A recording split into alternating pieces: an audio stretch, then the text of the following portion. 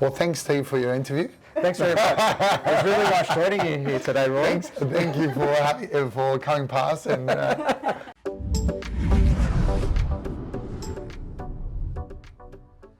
Right, Roy, since 2018, you've had some amazing success and growth of CRL Express. Can you share with us maybe a success story with a customer, how you assisted them, maybe some guidance you gave them, which I guess led to their success as well, or a successful outcome? So I guess there's many success stories, especially when customers want to seek the right advice. One that kind of stands out to me, and obviously I'm talking from a founder and director point of view, because for me, a success story is one that actually returns sales or has growth. He's a story where we signed a client, and they were adamant that rail service into Perth was a solution. And with the rail service into Perth, they were still getting some damages. I mean, the product was a little bit fragile. We're talking about mirrors, vanities, mirrors, and all that. And after much going back and forth, I convinced them to, pass it on to us and put it on to the road service. And fast forward to after a year of operation, they've seen almost double in their Perth sales, because they were receiving items that weren't damaged. They were getting them a lot quicker. The Friday so rail is generally Tuesday for Friday, Friday for Tuesday, but that's to the intermodal. That's not to the depot and out for delivery. Whereas with us, it's Tuesday for Friday, out unloaded. Correct. Yeah. So you get that extra 1 or 2 days up your sleeve. And when they were dispatching on a Friday, their customers were getting it on a Tuesday morning. And so not only did they see a 2-day service into Perth, they started to grow that part of the business. Yeah. Great. Roy, can you give us an update or some information about what CRL, or what you have, in your vision for the future of CRL Express? Yeah. I guess maybe for next year and maybe longer term as well. All the conversations are still preliminary, but the idea is potentially to get a second depot in Melbourne. Okay. You're at Dandy now? Yeah, we're in Dandy South at the moment. The reason why we're doing that is because, and we're dissecting the numbers now, it's because crossing the toll roads and the Burnley Tunnel in Melbourne is proving to be quite costly. And not just costly, I think by splitting the operation, it will give our depot in Dandenong South a lot more longevity. I think we're on an 8-year lease there, so and we're 8-year lease, and we're probably at 80% capacity in the first 2 years. So we've got another 6 years, and if we continue to grow the way we're going, that's going to be too small. So we're future planning now. So we're saying, okay, well, what about if we get one in the west, split the line hauls, make it a little bit quicker for anyone in the west to get deliveries, and then reduce our costs at the same time. So that's the idea. We still haven't, we're just going through the numbers at the moment. Okay. One thing you mentioned there, I just want to pick your brain on, it's about cost of tolls, cost of fuel as well. Yeah. How does that impact some of, your operation, some of your owner drivers as well that you contract? Because I know it's been big in the media about transportation and how tough it is for some operators. Yeah. Also congestion as well. Yeah. There's a whole host of things that are affected. How have you felt that? How have you managed that? Yeah, well, our toll bill is quite high. I could imagine. Probably a lot, when you look at this 5 figures in a month, you're like, well, so it's, quite large. And this is what the media will never tell you. Unfortunately, it's the end receiver that's paying it. We inbuild it back into the fuel levy, right? Yeah. So we don't want to be using tolls, but at the same time, especially in areas like Melbourne, where, and actually Sydney as well, where it's unavoidable, it becomes a cost that just gets added back into the fuel levy. Otherwise, it will take drivers a lot longer and your costs spike. So for us, I'd like to hope that one day I'm going to go to LinkedIn and try and negotiate my price so we can then, save some money for everyone. But yeah, unfortunately, it's one of those unavoidable things, right? And it's bloody expensive, I can tell you that. Yeah. Roy, you've been in business for a little while now, a successful business at that. Can you share? So have you? Yeah, we both have for a while. Yeah. Can you share a little bit of advice? Like, we've got a lot of small to medium-sized businesses that use Interparcel and our fulfillment technology. I guess mainly it could be advice, general business advice, some advice regarding transport and logistics. Yep. Yeah. Some fulfillment advice, like a tip. Yeah. Like a tip. Well, I'll tell you what, one of the most recent tips that I was giving to clients, which probably doesn't favour Sydney, but given that the Sydney rent at the moment is ridiculous, yes, it is.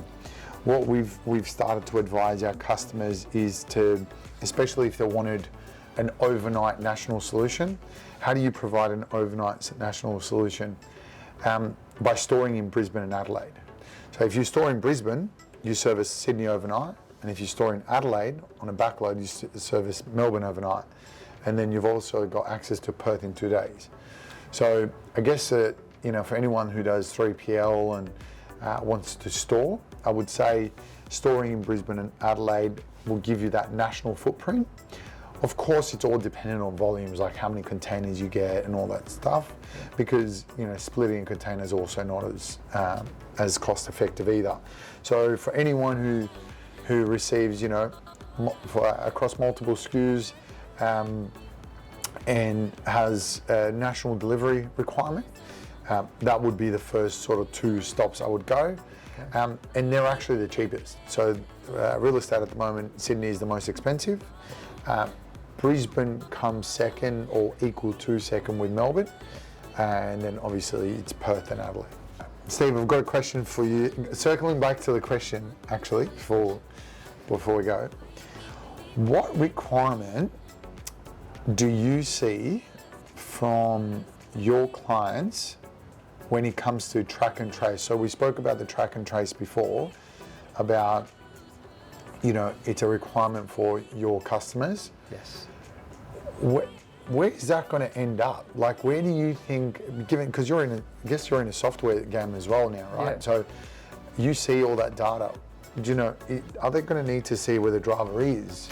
The EDI notifications more and more to businesses. Like, what would your recommendation for my customers also be from a track and trace point of view to give them that extra bit more? Yeah, look, I've been in the industry for 20 years now, and I've seen the level of technology available in Europe, for example, 16, 17 years ago, where a customer knows where their delivery slot is and within an hour when they're the expected delivery date. And that was 17 years ago. Right. And what I've seen now is consumer expectations with the likes of Uber Eats and those types of things. They know the information's there somewhere. Yep. So I think where we're going to is that level of detail is probably going to be required on a pallet delivery, on any delivery, because we see it now with some of the queries we have from an end receiver is, why can't I see where the driver is right now? So I think consumer expectations driven by food delivery, same day delivery, that's what they want. So you reckon that our businesses would probably then we're going to have to download an app, which is the centralized app, call it ABC, and once they go on this app, it alerts them that CRL's on the way. Correct. Yeah, but also there's a flip side as well, because if we can get that technology out, I also think customers at the most general form, we need to be able to show them more scan frequency. Yeah. You know those long legs that are just, Yeah. end consumers want to know, hey, what's happening there? Hey, Yeah. it is in transit. They might not realise the transit time between Yeah. Melbourne and Perth is X amount of days. Yeah. But there's technology, there's RFID technology that can ping locations of many things, right? So I think the technology is there, it's the implementation, but it's taken a long time to get from what was available 17 years ago, which I'm still just seeing rolled out now. AusPost is doing it, which is great. Some carriers are doing, obviously CRL have got some great technology as well. But I think that in the next 5 years, consumers are going to want it. And look at the upside. You might have a DC knowing that within half an hour, this thing's arriving. Well, the whole booking process, all that sort of stuff, yes, that can probably be refined. So I think it's going to bring a lot more efficiency. Because all the forkies will start getting ready for it, especially if it's an unmanned site. Correct. You all of a sudden giving an alert to someone that in half an hour, you have a delivery. So I think all of this is pushed by what consumers are wanting and expecting now. And I think there's a lot of carriers out there which still don't understand the technology and what's available and how to implement it based on consumer expectations. So how do we gear for that? Is it by adding mobile numbers to, say, the booking? And 100%. I think as a basic minimum requirement, we have it that phone number, email address as always there. Always there. And then using that information for live updates. But it's also building a robust system that can handle it with milestone events where that is triggered. So, once a package is loaded with a vehicle, again, route optimization, and then pinging information at the right time. I think it's all to come. I think it's an exciting time with the technology we have. And I can see us moving a lot quicker now with technology than we did previously. But I think there's so much efficiency that still to come. And obviously with efficiency should bring costs down, and people can use that time to focus on other areas of the business. And do you do the EDI notifications to each one of your connotes with your system? You do that, it's already inbuilt? Yeah, so it's already inbuilt. We have, again... Is it on an opt-in or you must opt-out basis? It's an opt-in basis. So we have general tracking, we have automated tracking as well. But because we're working with so many different providers, it really comes down to how good that provider's tracking is. So there's one thing, us doing automation on our tracking, but if the scan frequency is not there from the carrier, we're limited by that. So I always challenge carriers to say, hey, what are you doing? What advancements are you taking on your tracking to push them? Because sometimes it will help them internally manage queries, processes. I think it's a really important, and I think there's some carriers are way behind on what where they should be in the terms of technology, scan frequency, and pushing that information to the end customer. Some of them have it, I know, in the back end, but I think information is key. Data's everything. Data's everything, and customers want to know for planning purposes, and like we mentioned before, you might have a distribution centre or warehouse there.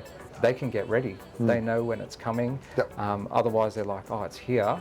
And then they're like, yep, we're doing something else right now. So I think it's definitely got its advantages. Roy, thanks very much for visiting us at Interparcel HQ. It's really nice having you. Thank you. Thank you.